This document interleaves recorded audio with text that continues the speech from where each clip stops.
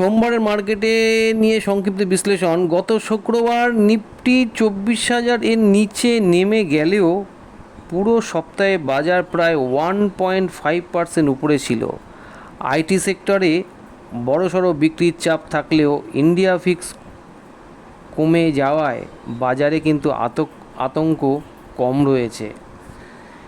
নিফটির support হচ্ছে আপনার 23,900 থেকে 23,850, আর স্ট্রং সাপোর্ট রয়েছে 23,700, আর রেজিস্ট্যান্স রয়েছে 24,100 থেকে 24,200।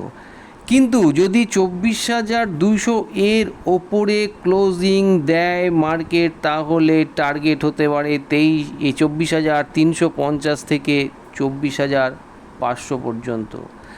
আর ব্যাঙ্ক নিফটির ক্ষেত্রে সাপোর্ট আছে 57,000 থেকে 56,800, আর রেজিস্ট্যান্স রয়েছে 57,800 থেকে 58,000।